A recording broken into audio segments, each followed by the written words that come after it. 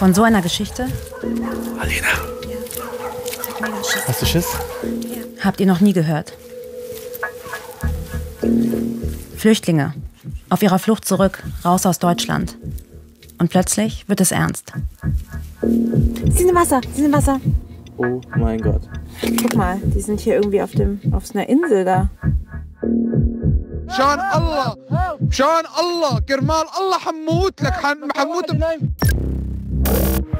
Was bisher geschah. Basel, einer von vielen Syrern, die vor 3 Jahren nach Deutschland kamen. Wir haben ihn begleitet, auf seinem Weg zurück. Wieder raus aus Deutschland. Es hat in Deutschland einfach nicht funktioniert. Ich habe das Gefühl, 3 Jahre meines Lebens verloren zu haben. Bye bye Frankfurt. Du musst jetzt also einen Schleuser finden. Ja, genau. Und vor allem einen guten Schleuser. Das ist die Grenze im Fluss. Griechenland, Türkei. Ich bringe ständig Gruppen rüber. Morgen, übermorgen. Jeden Tag gibt's eine Überfahrt. Ich werde mit ihm gehen. Das war's also? Vielleicht werde ich vor Kälte sterben. Ich habe gesagt, hör auf zu weinen. Sonst lege ich auf. Ich liebe dich auch. Ich bin ganz allein. Wird kein anderer mit mir kommen? Gott, mach, dass alles gut geht.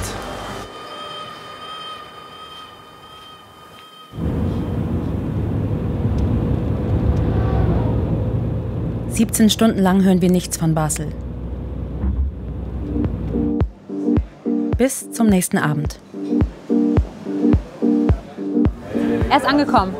Ich wusste, er schafft es, aber ganz kurz gab es ein bisschen Zweifel. Ich rufe den Bruder von Basel an. Schusa. Was ist passiert? Basel ist angekommen, alles ist okay. Wie? Die türkische Polizei hat ihn in Gewahrsam genommen. Hast du schon mit ihm geredet? Nein, ich weiß es über einen Freund. Er ist noch nicht zu erreichen, aber alles ist gut.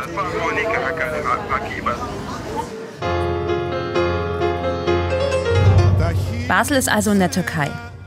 Mein Kollege Nino und ich, wir bleiben noch ein bisschen in Griechenland. Hier mag es anders sein, du bist da freier als... Hier, nah am Fluss Evros. Er ist gleichzeitig die Grenze zur Türkei, über die viele Syrer wieder zurück wollen. Es dauert nicht lange, bis wir die nächsten Flüchtlinge aus Deutschland treffen. Wir sind da.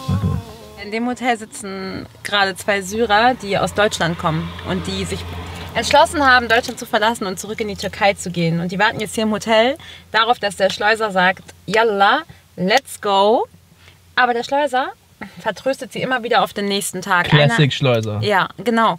Und was die Schleuser wohl machen, haben wir gehört, die sagen immer wieder heute Nacht oder morgen früh, auch wenn sie wissen, dass es eigentlich gar nicht geht, weil gerade Hochwasser ist, um die Flüchtlinge am Ball zu halten, ihre Kunden sozusagen, damit die sich keinen neuen Schleuser suchen. Jetzt gehen wir da einfach rein. Ohne Kamera erstmal, ne? Erstmal ohne Kamera und stellen uns vor und sagen, hallo, احنا صحفيين من Almania. Ich bin Journalistin aus Deutschland, um das mal zu übersetzen. Genau, wir sind Journalisten aus Deutschland. Und dann werden sie vermutlich sagen, nein, nein, no Kamera, no Kamera. Und dann werden wir mit ihnen reden und werden all unsere Überzeugungsarbeit leisten, damit sie am Ende sagen, okay. Vermutlich werden sie sich nur von hinten drehen lassen. Und wir müssen... Oh, Nino, bitte! Original griechische Ziegen. Einer von den Jungs ist bereit, uns ein Interview zu geben. Offen. Er heißt Hassan. Und ist 27. 3 Jahre hat er in Greifswald gelebt. Er hatte einen festen Job als Friseur und sogar eine eigene Wohnung. Aber das Wichtigste fehlte. Seine Frau. Ja, Deutschland ist schönes Lande von mir. Okay, nochmal. Land. Land. Okay, noch. Lande oder Land? Land. Land. Wait. Hättest du jemals gedacht, dass du irgendwann nach 2,5, 3 Jahren wieder zurück nach Griechenland Nein, gehst? nein, nein. 3 Jahre hat Hassan dafür gekämpft, seine Frau nach Deutschland zu holen. Aber die Familienzusammenführung hat nicht geklappt. Also war er gezwungen, sein Leben in Greifswald wieder aufzugeben, erzählt er. Obwohl er stolz war auf alles, was er dort erreicht hatte. Deutschland viel Sache hat gegeben für mich. Wohnung und viel Sache. Ja? Aber wie kann ich leben in Deutschland ohne meine Familie oder ohne meine Frau? Wie kann ich leben da? Hassan ist ein guter Schwimmer, sagt er. Aber vor dem Weg über den Fluss hat er trotzdem Angst. Er ist froh, dass er heute Nacht nicht allein los muss. Denn in seinem Hotel sind noch andere Syrer aus Deutschland, die wie er zurück in die Türkei wollen. So wie Omar. 3 Jahre war er in Deutschland. Gefilmt werden will er nicht. Hier ist Griechenland und da hinten ist die Türkei. Der Schleuser hat gesagt, dass gerade Hochwasser ist. Ja, das sieht man. Omar erzählt, er mochte das Leben in Deutschland, hatte viele Freunde. Aber die Gedanken waren immer bei der Familie in Syrien. In der Türkei, sagt er, ist er ihnen zumindest näher. Kann sie vielleicht irgendwann mal treffen. Aber dafür muss er erstmal über den Evros. Wir sind hier irgendwo zwischen Sufli und Didimoticho. An keiner Stelle kommt man dem Grenzfluss in die Türkei so nah wie hier. Und jetzt haben wir ja auch gerade 2 so Schlauchboote gesehen, also Schleuser-Flüchtlingsboote. Und das ist gerade schon ein bisschen beeindruckend, so, weil wir kennen den Fluss halt von Flüchtlingsaufnahmen oder von Schleuser-Werbevideos. Aber jetzt sehen wir ihn halt wirklich und das ist also der Fluss, den er auch heute Nacht oder morgen überqueren muss. Na, mein erster Reflex war ehrlich gesagt, weil bislang war ja der Fluss immer super weit weg von der Hauptstraße, man durfte da gar nicht ran, überall Polizei. Und hier ist es so direkt vis-à-vis. Auf den ersten Blick kommt es mir nicht so krass gefährlich vor. Aber wenn man sich die Strömung anguckt und wenn man auch ein bisschen guckt, was so berichtet wurde, wie viele Tote hier auch angespült werden. Aber mit solchen Booten kommen die dann auch rüber. Ne? Das sind ja so Schlauchboote wie so beim Urlaub, weißt du, so an der Promenade hängen. Das sind ja so voll die scheiß aufblasbaren Kackboote. So. Die müssen ja nur irgendwo mal hängen bleiben.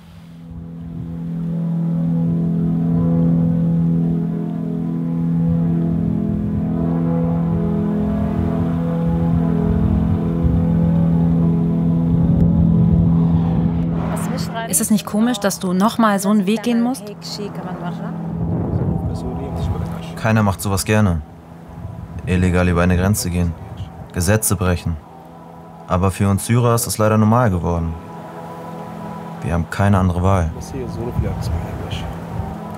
In Syrien hat Omar für ein großes Modeunternehmen gearbeitet, flog nach China und Dubai.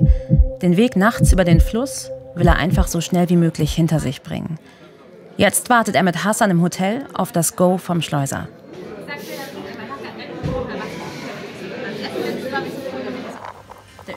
Der Evros ist in diesen Tagen total überflutet. Aber auch Hassan will heute Nacht unbedingt rüber.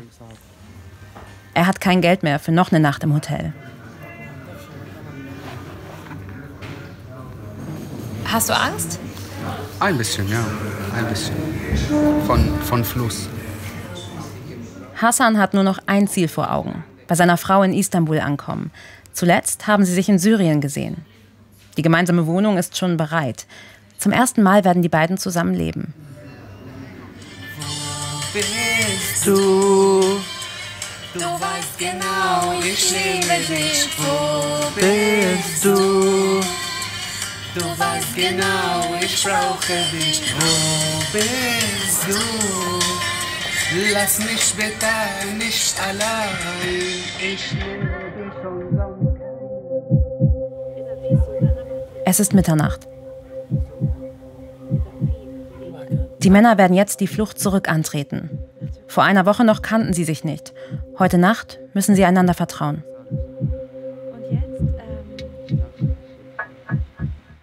Ist das deine Tasche? Das war's? Ja, das ist meine Tasche. Das ist alles, was ich habe. Also tschüss Europa heute. Tschüss Europa. Bei einem kommt plötzlich Panik auf, dass die Tasche doch zu schwer ist. Das hat mir gerade leid. Gerade die Hälfte seiner Kleidung hier in den Müll geworfen. Okay, Yalla, yalla, go.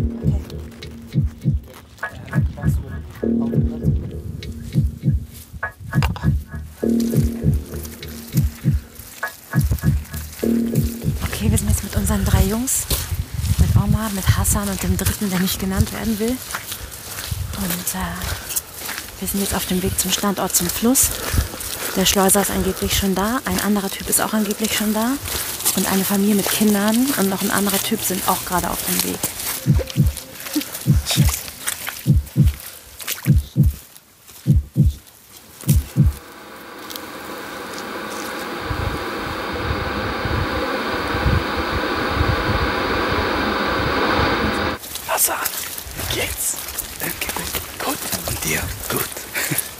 aufgeregt? Ja. Aber ich glaube, ich schaffe das.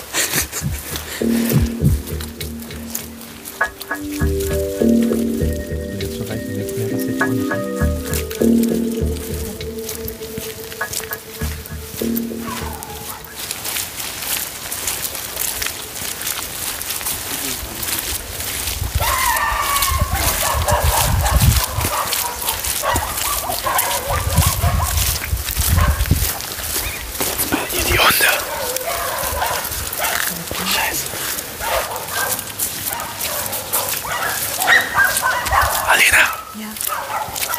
Hast du Schiss? Ja. Ich auch ein bisschen. Umdrehen. Verrückt, oder? Alle wollen, dass sie gehen und trotzdem müssen sie schleichen. So nett von uns. Oh, Mohammed.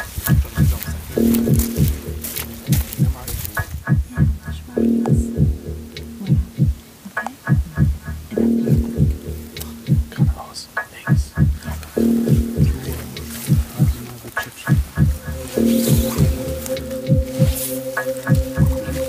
Hassan, viel Glück.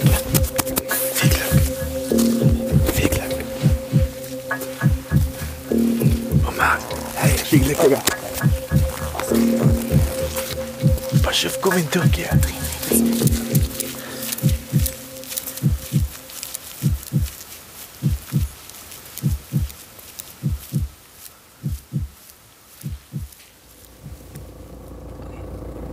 Nachricht bekommen. Live, das ist live. Live-Standort. Na? Sie sind am Ort. Oh Gott, wie spannend. Krass.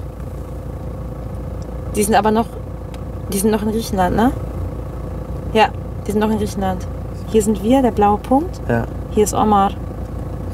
Krass. Die sind am Punkt. Oh Gott, wie spannend.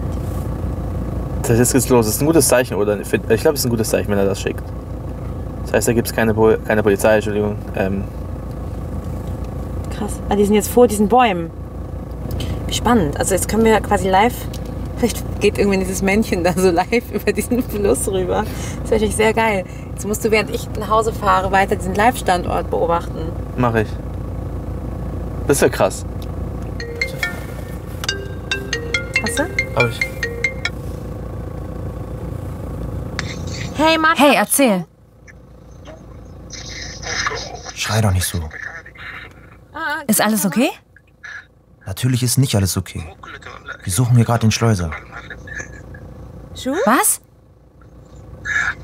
Wir sind am Standort, aber den Schleuser haben wir noch nicht gefunden. War griechische Polizei da? Nein. Okay, wir warten auf Neuigkeiten. Ciao. Bye. Mein Gott. Ah! Was ist denn Wasser? Sie sind im Wasser, sie sind im Wasser. Oh mein Gott. Ah.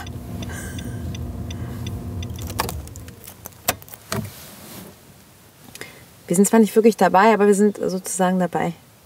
Ist gerade derbe gesprungen. Guck mal, die sind hier irgendwie auf so einer Insel da. Heftig.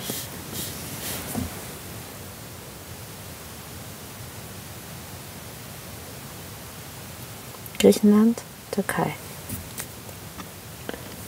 Und Omar genau im Fluss in der Mitte. Omar. Die Flucht zurück. Il-Hijra al-Aksiyya. Okay, warum hängen sie da jetzt fest oder was? Haben sich verfangen? Was glaubst du, warum hängen sie da fest? Ich glaube, das Internet hängt. Wahrscheinlich ist er schon drüben und gleich springt es. Ich glaube, es wird gleich springen.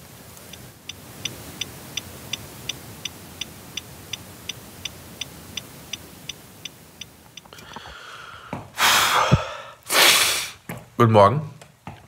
Es ist 8 Uhr. Wir haben keine 2 Stunden geschlafen. Darlene hat mich gerade angerufen, ich soll zu ihr rüberkommen. Weil irgendwas passiert ist. Darlene, es ist 8 Uhr morgens. Wir haben 2 Stunden geschlafen oder 3. Ja, der Cousin von Hassan hat mich gerade super aufgeregt angerufen. Ich kenne ihn nicht. Also unbekannte Nummer hat mich angerufen aus der Türkei. und hat gesagt, er hat mit Hassan gesprochen. Die hängen auf einer Insel fest. Da, wo wir sie gestern verloren haben. Mitten auf dem Fluss. Das ist jetzt der aktuelle Standort, wo die sind. Hat mir gerade der Cousin geschickt. Fuck, also woanders, ne? Aber da, ist es da, wo sie waren? Ich weiß nicht. Okay, warte. Okay.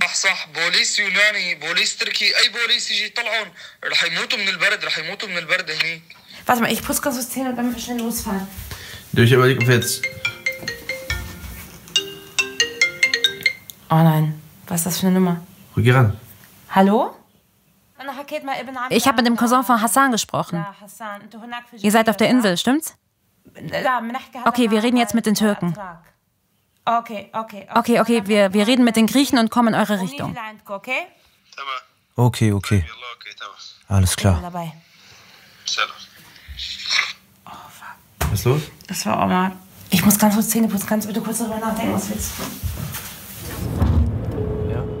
Wir machen uns auf den Weg. Kontaktieren die griechische Polizei und sogar die türkische. Suchen Hilfe für die Jungs auf der Insel. Hi, listen, we have a little emergency. I will send you a WhatsApp now with the location. And please keep me informed. Thank you so much. Müssen wir jetzt hochklettern? Ich fürchte schon. Na geil. Nino, du kannst nicht einfach hochgehen, du musst mir jetzt leider helfen. إلينا بس خلي البوليس بسرعة كتير لأنه المي بلش تطلع لعنا لفوق وما عاد في مكان نقعد فيه. بسرعة كتير لأنه مو شوي. Hier ist kein Grieche, der sie holt. Ist gar nichts. Hier sind keine Türken, die sie suchen. Es ist, Man muss auch sagen, die Türken suchen ja jetzt angeblich seit 4 Stunden. Da ist ein Auto gekommen, aber es sieht nicht aus wie Militär und auch nicht wie Polizei. Irgendwie sieht hier alles auch noch nicht so aus nach großem Militäraufgebot. Es ist die griechische Polizei. Aber sie sind nicht gekommen, um zu helfen.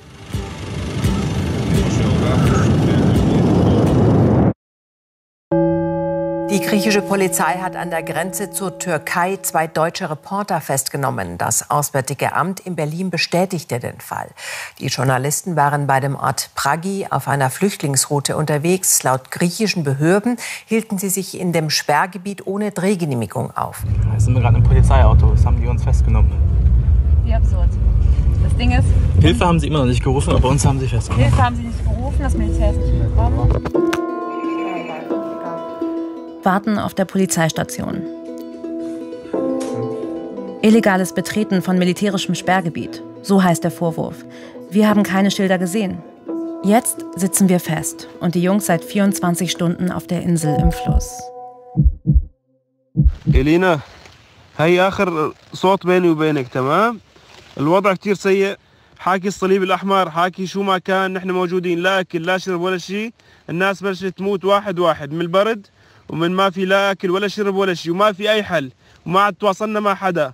فأنت آخر وسيلة التواصل أنت معنا، أنت بتنقذي حياتنا تمام؟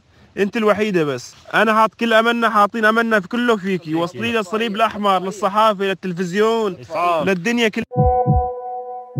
عضل شحن معنا 2% وخالص التليفون بيطفي وما عاد في عنا تواصل مع حدا يا إلينا. مشان الله كرمال الله حموت لك حموت. Doch wir können nichts mehr tun.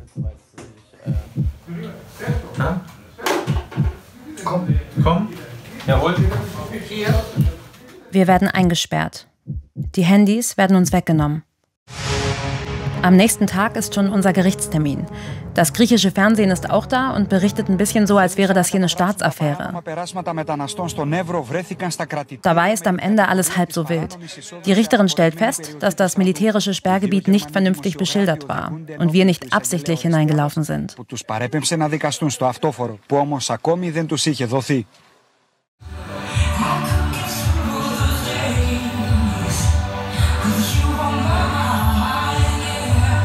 Was ist los?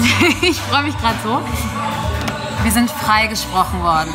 Wir haben ja auch nichts Schlimmes gemacht. Aber es war so aufregend gerade. Wir haben die ganze Nacht im Knast geschlafen. Es war im Nachhinein, vielleicht irgendwann ist es mal witzig. Hinter Gitterstäben, auf Steinboden. Aber am Ende ist unsere Unschuld bewiesen worden. Und jetzt haben wir gerade unsere Handys aufgemacht. Alle haben darüber berichtet, alle deutschen Nachrichten. Wir haben nichts mitbekommen, weil wir unsere Handys abgeben mussten. Und das Schöne jetzt auch noch, die Jungs von der Insel sind gerettet worden. Gerade eine Nachricht bekommen, dass die jetzt in der Türkei sind. Bin ich froh.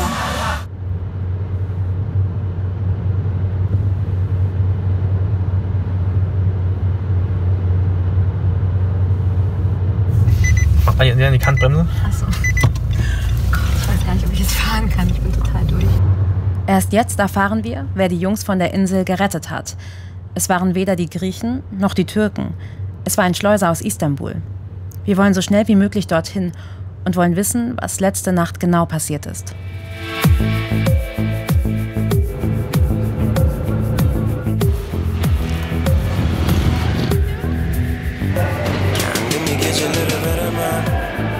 Wir treffen jetzt Nur, den Schleuser, der die Jungs von der Insel geholt hat.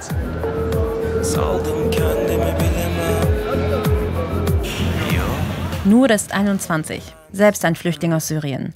Er wollte auch mal nach Europa kommen, blieb aber in der Türkei hängen und arbeitet hier seitdem als Schleuser. Ich hole zwischen 15 und 30 Flüchtlingen täglich. Es sind verdammt viele. Sie kommen alle aus Deutschland, dann über die Grenze von Griechenland und in die Türkei. Ah, ich habe vergessen, mich vorzustellen. Mein Name ist Nur.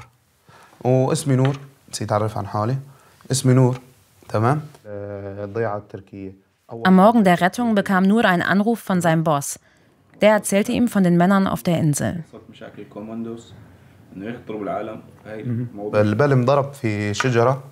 Ihr Boot hat einen Baum gerammt und ist umgekippt. Die Männer haben sich schnell an einem anderen Baum festgehalten. Die Strömung war so stark, dass das Boot unter ihnen weggezogen wurde. Die Männer hingen einfach im Wasser. Einige konnten nicht schwimmen. Sie haben es dann irgendwie geschafft, sich auf eine kleine Insel zu retten.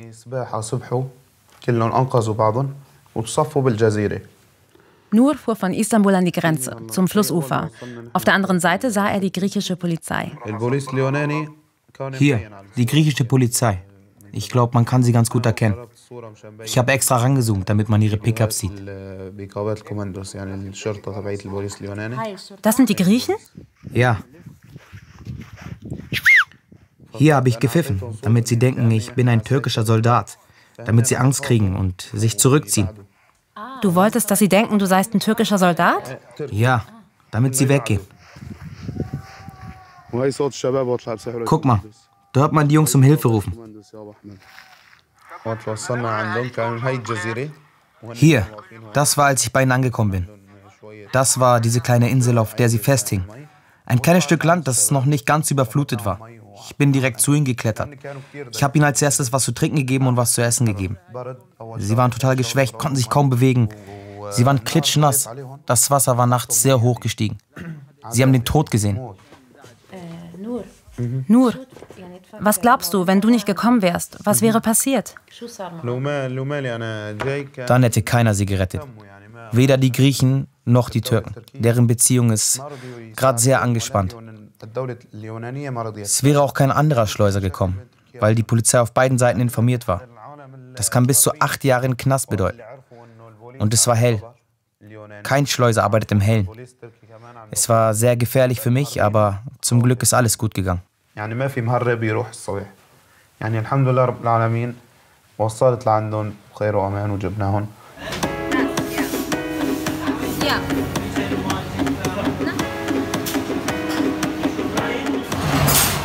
stellen gerade eine Selektion zusammen für Hassan. Wir sind nämlich gleich bei ihm und seiner Frau zum Mittagessen eingeladen und wollen jetzt nicht mit leeren Händen ankommen.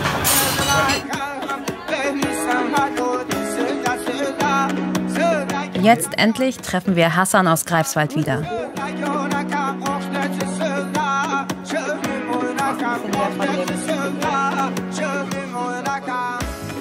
Wie geht's dir? Danke, gut und dir? Auch gut. Nein, ehrlich, bist du glücklich, dass du hier bist? Ja, natürlich. Ja, ich bin sehr glücklich, weil wir treffen, ich und meine Frau. Und jetzt wir verheiraten und ja. Aber irgendwie glaube ich ihm nicht. Er wirkt nicht glücklich. Hassan und seine Frau leben jetzt illegal in Istanbul. Sie will nicht gefilmt werden. Hassan zeigt mir sein Viertel. Du gehörst zu mir. Hast du viel deutsche Musik gehört in Greifswald? Ja? In Greifswald hatte Hasan gerade eine Ausbildung begonnen. Hier in der Türkei muss er irgendwo schwarz arbeiten. Er wollte ungern auf die Hauptstraße, weil er gesagt hat, da ist viel Polizei. Und er hat ja keine Papiere, er ist illegal hier. Und er hat Angst, dass wenn er beim Film gezeigt wird, die auf ihn aufmerksam werden und dann ihn fragen, was er da macht und wo seine Papiere sind. Genau. Da ist die Polizei. Da ist die Polizei. Sie sind unseretwegen gekommen. Die Polizei ist unseretwegen gekommen. Unseretwegen. Komm, schnell. Hier rein.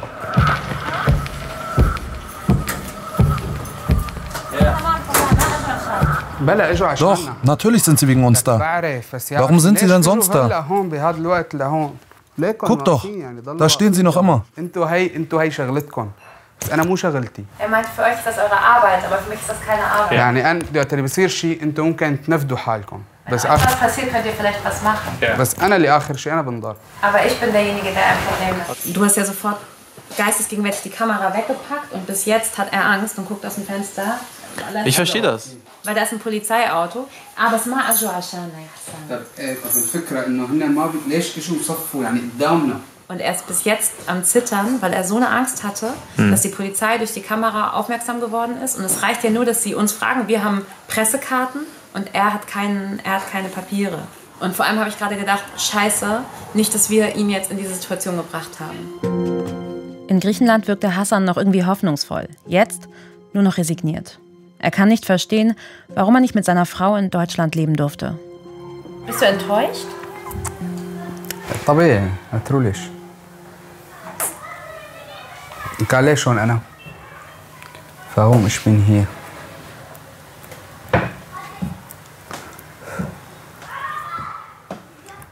Ich hatte ja sogar eine Ausbildung begonnen.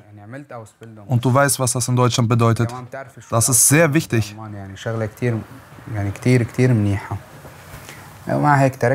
Aber ich habe sie abgebrochen und bin hierher gekommen.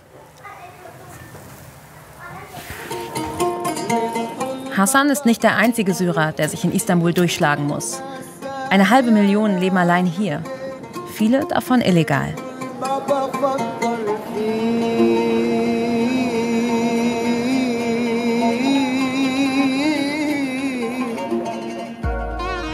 Wie auch Basel. Mit ihm begann unser Film in Frankfurt. Gemeinsam reisten wir mit ihm bis an die Grenze zur Türkei. Heute, an unserem letzten Abend, wollen wir ihn endlich wiedersehen. Wir stehen hier vor Basels Arbeit. Wir wollten ihn von der Arbeit abholen, um heute Abend mal mit ihm ein Interview zu führen, ihn mal zu fragen, wie es ihm jetzt so ergangen ist, seitdem er in der Türkei angekommen ist, wie sein Leben hier jetzt so ist. Er hat heute Morgen um 9 angefangen, es ist jetzt 21:30 Uhr und er arbeitet immer noch.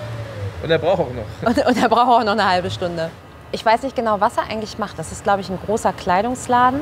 Und er arbeitet aber im Büro. Er macht irgendeine Büroarbeit. Und er hat natürlich keine Arbeitserlaubnis. Er ist ja illegal hier in der Türkei. Das heißt, er darf eigentlich gar nicht hier arbeiten. Aber so wie 500.000 Syrer arbeitet er halt trotzdem. Aber deswegen möchte der Chef halt nicht so gerne, dass wir Basel bei der Arbeit zeigen. Hallo? Wo bist du? Wo bist du? Wir sind hier. Wir wollen dich sehen und drehen. Komm. Ihr wollt mich drehen? Ja, ja, komm. Okay, ich komme. Ich habe gesagt, wir wollen dich begrüßen und wir wollen dich drehen. Wir wollten dich drehen, nicht so, ja, leider kurz. Wer kommt denn da? Wer kommt denn da? Hallo. Basel! Wie geht's dir? Gut, super, gut, ja. Schön, dich zu sehen. Basel ist jetzt Einkäufer in einem Abendkleidgeschäft. Hat eine 14-Stunden-Schicht hinter sich. In Istanbul ist das normal, sagt er.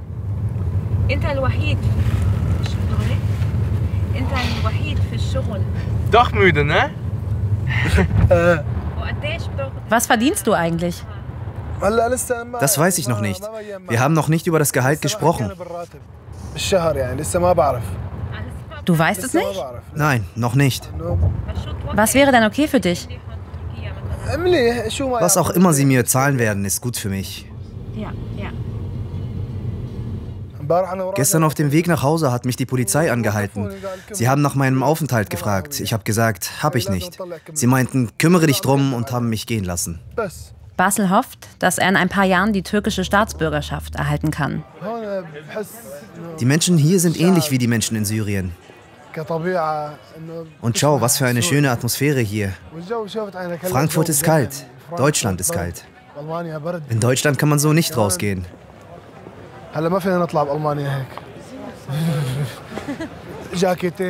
Nur mit 2 Jacken, 4 Pullis, 2 Hosen. Hier zieht man ein leichtes Hemd an und geht raus. Das Klima ist immer angenehm. Es ist wirklich schön. Ich liebe die Türkei. Viel mehr als Deutschland. Hast du schon mal bereut, dass du überhaupt Frankfurt verlassen hast? Nein, wenn ich hier jetzt keine Arbeit gefunden hätte und rumsitzen würde, dann würde ich sicher sagen, wie schön war Deutschland. Weil dort kriegst du am Ende des Monats dein Geld und bist versorgt. Hier in der Türkei nicht. Hier musst du hart arbeiten, um zu überleben. Das ist der Unterschied zwischen der Türkei und Deutschland. Hier gibt dir keiner was, kein Geld. Ich kann nicht einfach zum Arzt gehen. Hier bist du allein für dich selbst verantwortlich. Irgendwie bleibt am Ende ein Gedanke. Jeder Mensch braucht Schutz vor Krieg, klar. Und das hat Deutschland ihm geschenkt. Aber dann braucht der Mensch noch was anderes. Sinn. Eigenständigkeit. Arbeit. Familie. Die Hoffnung vieler Syrer liegt jetzt hier, in der Türkei.